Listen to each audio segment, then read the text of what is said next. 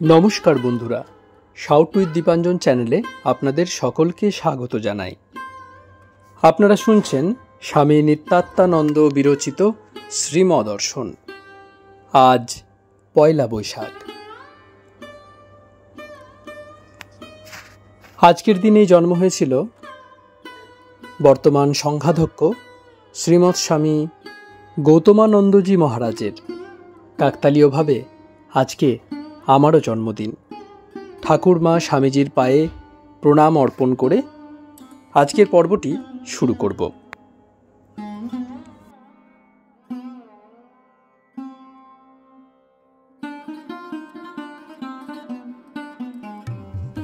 সন্ধ্যা উত্তীর্ণ হইয়াছে। শ্রীম ভক্তদের বলিতেছেন, কই চাঁদ দেখেন নাই আপনারা? চলুন উপরে, আপনাদের চাঁদ দেখাবো। হাস্য।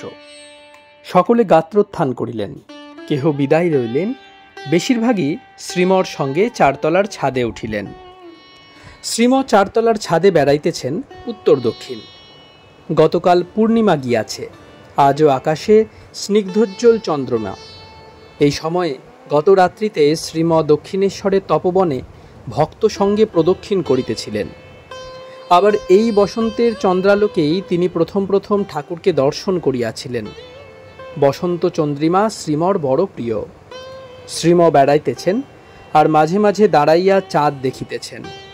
কি ভাবিতেছেন আবার চলিতেছেন। ভক্তগণ অনেকে উপস্থিত, কেহ দাঁড়াইয়া কেহ বসিয়া শ্রীমকে দর্শন করিতেছেন। শ্রীম এইবার বিস্তৃত ছাদের মধ্যস্থলে দাঁড়াইয়া আছেন দক্ষিণাস্য, নিজে নিজে কথা কহিতেছেন। শ্রীম স্বগত, সবই তিনি করে দেখেছেন, সবই তিনি হয়ে রয়েছেন। তাই ঠাকুর রোজ প্রার্থনা করতেন, শরণাগত শরণাগত। এইবার শ্রীম আসিয়া বাঘাম্বরী কম্বলের উপর বসিয়াছেন ছাদের দক্ষিণ প্রান্তে পশ্চিমাস্য।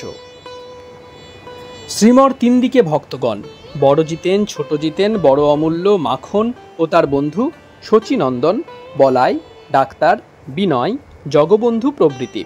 কথা হইতেছে শ্রীম ভক্তদের প্রতি।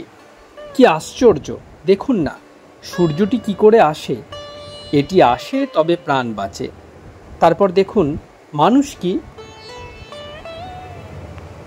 এমন একটুখানি বীজাণু থেকে এত বড় শরীর হলো, হাত পা নাক মুখ সব। তারপর মন বুদ্ধি অহংকার। এটি আবার এমনই করে তৈরি যে এতে আবার রিফ্লেকশনস হয়। কাঁচের পিঠে মার্কারি দেওয়ায় তাতে প্রতিবিম্ব পড়ে, তেমনি এই দেহ। এটি ঠিক এমনিভাবে তৈরি।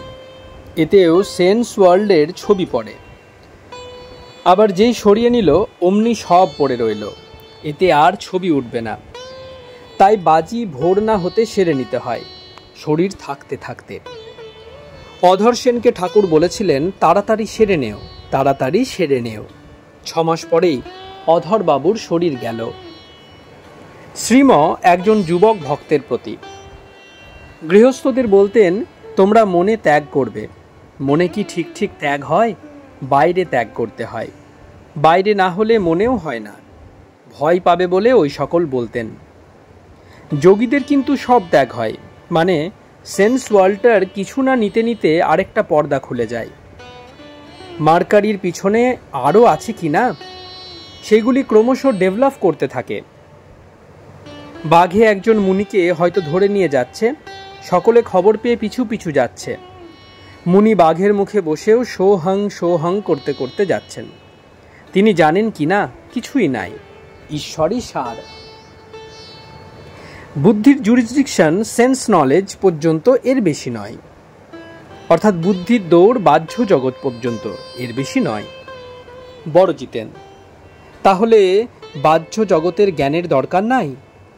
শ্রীম, না, যদি উহা উন্নতির কোনো উচ্চ আদর্শে নিয়ে যায়। এই সেন্স নলেজ অর্থাৎ বাহ্য জগতের জ্ঞান দিয়েই তাকে লাভ করা যায়, মোড় ফিরিয়ে দিলে। সেই জন্য সাধু সঙ্গ করতে হয়, আর অভ্যাস যোগ দ্বারাও হয়। তাই চোখ বুজে ধ্যান করতে হয়। ঠাকুর বলতেন, আমায় গাছতলায় নিয়ে গেল, চোখ বোঝালে। আবার পাছে মনে অন্য চিন্তা হয়, তাই একজনকে শূল হস্তে রেখে দিয়েছেন। ভয় দেখাতে। চোখ চেয়েও ধ্যান হয়। চেয়ে ধ্যান করতে পারে কারা? যাদের পাখির মতো মন হয়েছে, ডিমে তা দিচ্ছে ফ্যাল ফ্যাল দৃষ্টি। মন রয়েছে ওখানে ডিমে, তেমনি যার মন সর্বদা ঈশ্বরেতে থাকে তিনি চেয়ে ধ্যান করতে পারেন। বড়জিতেন। ক্লিন স্লেটের দরকার তাহলে। শ্রীম, তার জন্যই তো যোগীরা চেষ্টা করছেন। কিছুই নেবেন না, পুরো নন কোঅপারেশন। শ্রীম সহাস্যে ভক্তদের প্রতি। ঠাকুর একজনের হাত থেকে মালা কেড়ে নিলেন আর বললেন, এখানে এলেও মালা জপা? এখানে যারা আসবে তাদের একেবারে চৈতন্য হয়ে যাবে। অবতার যখন আসেন তখন বড় সুবিধা, তখন ডাঙায়ও এক বাঁশ জল। অন্য সময় বড় তেষ্টা, মাটি খুঁড়েও জল পাওয়া যায় না। কিন্তু অবতার এলে খুব চান্স। আয়োজন কত, কিন্তু নেবার লোক নেই যে। সৌভাগ্য কি কম? দেখুন, প্রথম মানুষ জন্ম। মানুষ জন্মেই কেবল সাধন ভজন করা যায়, অন্য কোনো শরীরে হয় না। এই জন্মেই মোক্ষ হয়। দ্বিতীয়, ভারতে জন্ম, যেখানে ঈশ্বরের অনেক নাম হয়ে গেছে, যেখানে ঋষিরা এসেছিলেন। তৃতীয়, বাংলাদেশে জন্ম। এই বাংলাদেশে চৈতন্যদেব এসেছিলেন, প্রেমের বন্যাতে দেশ ভাসিয়ে দিয়ে গেছেন। এখন ঠাকুর এসেছেন, এই সবে চলে গেলেন। হাত বাড়ালে ধরতে পারা যায়। মা মা বলে পাগল, কিছুই নিলেন না। অত প্রেম ঈশ্বরের যে কটি বস্ত্রখানাও রাখতে পারছেন না। সমস্তটা মন বিলীন হয়ে আছে তাতে। আর চতুর্থ সৌভাগ্য, সেই সময়ের ভক্তদের দেখতে পাওয়া যাচ্ছে। আবার সাধু দেখা যাচ্ছে, তিনি যাদের তৈরি করে গেছেন। ভক্তদের দেখলে তার কথা মনে পড়ে। অনেক আয়োজন, কিন্তু লোক কই? একেবারে হেউ ঢেউ। অনেক অনেক আছে। নেমন্তন্নে গেলে অনেকে বলে আরও নিন আরও নিন, কিন্তু আর নেয় না। বড়জিতেন। একটি চাপরাশিকে একজন বকেছিল ভুল হওয়ায়। আরেকজন শুনে বললে, মশাই, ও ভুল করবে না তো কি, ও যে ছাতুখোর। সংসারে এত ভালো জিনিস থাকতে ও ছাতু খায়, তেমনি আমরা যে ঘাস খাই। শ্রীম ভরসা দিয়ে, আপনারা অমৃত খাচ্ছেন। অবতার যখন আসেন তখন আকাশ বাতাস তার ভাবে পরিপূর্ণ হয়ে থাকে। আপনি কি জানেন আপনি কোথায়? ঘুমন্ত লোক গাড়িতে বসে কাশি এসেও ভাবছে আমি ওইখানেই রয়েছি হাওড়ায়। তারপর কাশির জিনিস দেখালে তখন বোঝে, না, আমি কাশি এসেছি। সবে ঘুম ভাঙলে কি বোঝা যায় কোথায় আছি? আপনি যখন কথা বলবেন শুনে লোক অবাক হয়ে যাবে। বার্ক, শেরিডান সব অবাক হবে সিঙ্গেল স্পিচ অফ হ্যামিল্টনের মতো। হ্যামিল্টন নামে একজন ব্রিটিশ পার্লামেন্টের মেম্বার ছিলেন। 40 বছর ধরে মেম্বার হয়ে আসছেন। কখনো তিনি বক্তৃতা দেন নাই। একদিন এমন বললেন, বার্ক, শেরিডান সকলে অবাক। আপনিও একদিন ওরূপ বলবেন। বড়জিতেন। গীতা পড়ছিলাম, মানে বোঝা যাচ্ছে না। প্রকৃতিং ইয়ান্তি ভূতানি, আরেকটা কি? শ্রীম, ও কি বোঝা যায়? তপস্যা না করলেও হয় না। দূর থেকে বাজারের হো হো শব্দ শোনা গেল। বাজারে না ঢুকলে কি জানা যায় কিসের শব্দ? নির্জনে গোপনে তপস্যা করতে হয়, তবে বোঝা যায় গীতা শাস্ত্রাদি। আগে তরুণ ঋষিরা যেতেন বড় ঋষিদের কাছে সমিত হাতে। বড় ঋষিরা বলতেন, বুঝেছি কিছু জিজ্ঞাসা করতে এসেছ, তা 1 বছর তপস্যা করে এসো। এমনই কাণ্ড। তপস্যা না করলে প্রশ্ন করারও অধিকার হয় না, কি বলতে কি বলে ফেলে। তাই তপস্যা করতে হয় শাস্ত্র বুঝতে হলে। গানের সুরে, সে যে ভাবের বিষয় ভাব ব্যতীত অভাবে কি জানতে পারে। শ্রীম মর্টন ইনস্টিটিউশনের 4 তলার ছাদে বসে আছেন কম্বল আসনে পশ্চিমাস্য। সম্মুখে ভক্তগণ। অনবরত শ্রীমর মুখ কমল হইতে কথামৃত পান করিয়া ভক্ত অলিকুল মত্ত। আকাশে প্রায় পূর্ণচন্দ্র, আবার সুশীতল সমীরণ। বসন্তের এমন দিনেই শ্রীম ঠাকুরকে দর্শন করিয়াছিলেন। তাই আজ ঠাকুরের দিব্য সঙ্গের কথা স্মরণ করিয়া শ্রীম আনন্দে ভরপুর। অর্ধ শতাব্দীর পূর্বের সেই নির্মল আনন্দ রস ভক্তদের প্রদান করিবার ইচ্ছা হইয়াছে। তাই শ্রীম রসভাণ্ডার কথামৃত পাঠ করিতে বলিলেন। নিজে প্রথম ভাগ 14 খণ্ড বাহির করিয়া দিলেন। হ্যারিকেনের আলোতে জগবন্ধু পড়িতেছেন। ভগবান শ্রীরামকৃষ্ণ বলরাম মন্দিরে শুভাগমন করিয়াছেন। পাঠক পড়িলেন, শ্রীরামকৃষ্ণ বলিতেছেন, তিনি ইচ্ছা করলে তার ভিতরের সার বস্তু মানুষের ভিতর দিয়ে আসতে পারে ও আসে। তিনি অবতার হয়ে থাকেন, তার অবতারকে দেখলেই তাকে দেখা হলো। অবতার আর ঈশ্বর অভেদ। শ্রীম, তাই খ্রাইস্ট বলেছিলেন, he that hath seen me hath seen the father, I and my father are one. কিন্তু ঈশ্বর না বোঝালে এটি বোঝবার জো নাই, এমনই তার মায়া। তাই রামকে মাত্র কয়েকজন ঋষি চিনেছিলেন, কৃষ্ণকেও তাই। কয়েকটি লোক অবতার বলে গ্রহণ করেছিলেন, অসিত, দেবল, ব্যাসাদি। খ্রাইস্ট, চৈতন্য, শ্রীরামকৃষ্ণ এদেরও তাই। কি করে চিনবে? বুদ্ধির কর্ম নয়, বিদ্যার কর্ম নয়, পাণ্ডিত্যের কর্ম নয়। তিনি জানালেই শুধু জানতে পারে, আর পথ নাই। পাঠক পড়িতেছেন, শ্রীরামকৃষ্ণ বলিতেছেন, বই, শাস্ত্র এসব কেবল ঈশ্বরের কাছে পৌঁছিবার পথ বলে দেয়, কিন্তু খবর সব জেনে নিজে কর্ম আরম্ভ করতে হয়, তবে তো বস্তু লাভ। শুধু পাণ্ডিত্যে কি হবে? পণ্ডিত খুব লম্বা লম্বা কথা বলে, কিন্তু নজর কোথায়? কামিনী আর কাঞ্চনে, দেহের সুখ আর টাকায়। শকুনি খুব উঁচুতে ওড়ে, নজর কিন্তু ভাগাড়ে। হাস্য। শ্রীম বড় জিতেনের প্রতি, এই দেখুন, কিছু করতে বলেছেন, মানে তপস্যা চাই, নির্জনে থাকতে হয়, নইলে শাস্ত্রের অর্থ বোঝা যায় না, বস্তু লাভ তো দূরের কথা। অবতারের ভাষাই আলাদা। অবতার আসার আগে পণ্ডিতগুলো হাবজা গোবজা করে শাস্ত্র ব্যাখ্যা করে, কিন্তু অবতার এলে শাস্ত্রের দরকার নাই, অত পড়তে হয় না, তার মুখে শাস্ত্র ব্যাখ্যা শুনলেই হলো। শাস্ত্রের যথার্থ অর্থ তিনি প্রকাশ করেন তার কথায় ও আচরণে। অবতার না এলে লোক মুশকিলে পড়ে পণ্ডিতদের শাস্ত্র ব্যাখ্যা শুনে। তাই তখন উপায়কেই উদ্দেশ্য বলে মনে করে। শাস্ত্র তো উপায়, উদ্দেশ্য ঈশ্বর লাভ। শাস্ত্র পড়ায় তখন উদ্দেশ্য হয়ে পড়ে। অবতার এসে বলেন, তপস্যা করো, নির্জনে গোপনে কেঁদে কেঁদে না হয় বলো, শুধু পড়ায় কিছুই নাই, করো, কিছু করো আন্তরিক। শ্রীম ভক্তদের প্রতি, ঈশ্বর এক একটি অবজেক্ট লেশন চোখের সামনে ধরেন। নারায়ণ আয়েঙ্গার মশাইকে দেখুন না, ভিতরেও ছাড়িয়েছেন আবার বাইরেও ছাড়িয়েছেন। কালমাত্র সন্ন্যাস হয়েছে, এখন তীব্র বৈরাগ্য। সব আছে, অর্থ, মান, যশ, পুত্রকন্যাদি, আবার কুল, সৎ ব্রাহ্মণ কিনা সব আছে, কিন্তু সব ত্যাগ করেছেন। কি তীব্র বৈরাগ্য! জেলা ম্যাজিস্ট্রেট ছিলেন, তাকে দেখা উচিত, দেখলে চৈতন্য হয়ে যায়। 1 বছর ধরেই সন্ন্যাস নিয়ে আছেন, কখনো মায়াবতী, কখনো কাশী, এইরূপ করে আশ্রমে আশ্রমে বাস করেছেন। হাতে ইতোমধ্যে একটা বেদনা দেখা দিল।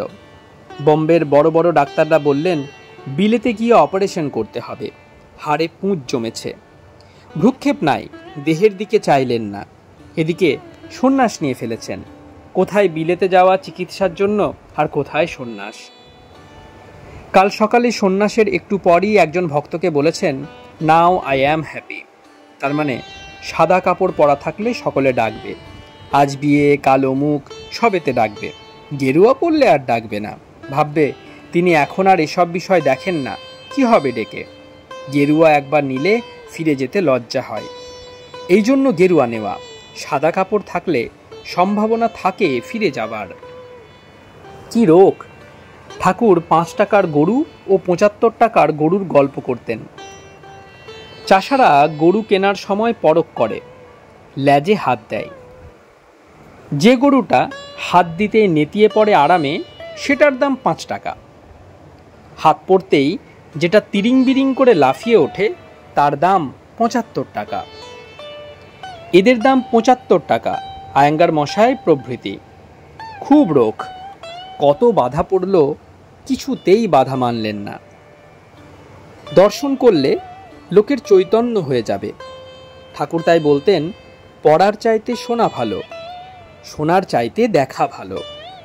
শ্রীম স্বগত, পট পরিবর্তন। ভক্তদের প্রতি। তাই ঠাকুর বলতেন, মা এখনো আমার অবস্থা বদলাচ্ছেন, আরশির ভিতর দিয়ে দেখা যাচ্ছে। একখানা ছবি তুলে নিয়ে আরেকখানা দিলে, এইভাবে সব বদলাচ্ছে, সব তার ইচ্ছা।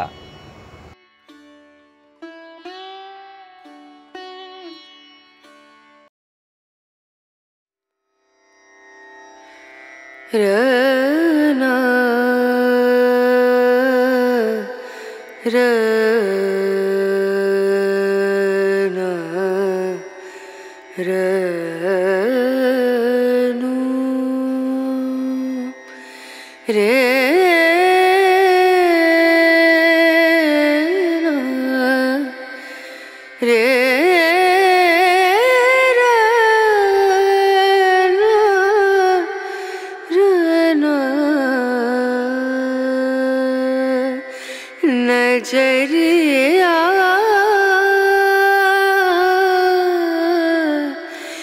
लागे नहीं कहीं ओ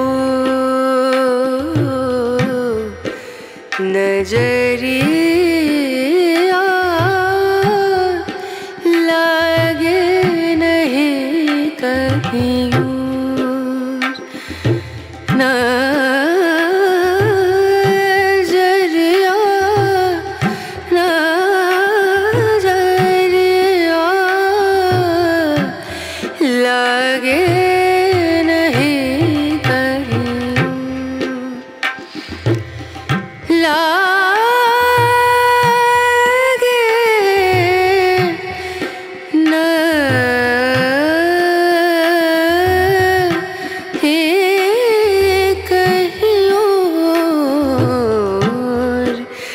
नजरिया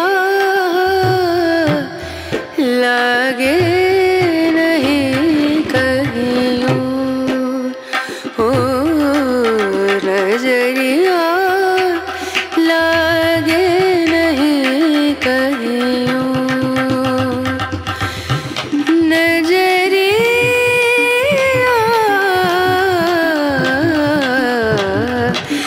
लागे कहीं लागे नहीं कहीं लागे नहीं कहीं ओ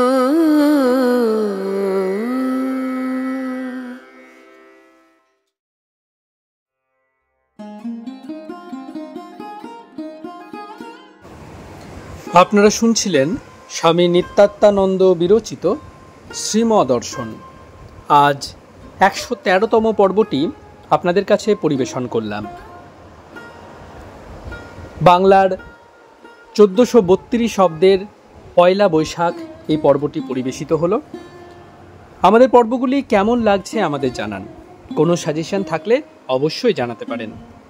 আমাদের ভিডিওগুলি লাইক করুন, আপনাদের বন্ধুবান্ধব ও পরিবার পরিজনদের মধ্যে শেয়ার করে দিন। শাউট উইথ দীপাঞ্জন চ্যানেলটি সাবস্ক্রাইব করুন এবং প্রতিনিয়ত বিভিন্ন আপডেট পাওয়ার জন্য বেল আইকনটি অবশ্যই প্রেস করবেন। অনেক অনেক ধন্যবাদ। নমস্কার, ভালো থাকবেন। জয় ঠাকুর, জয় মা, জয় স্বামীজি।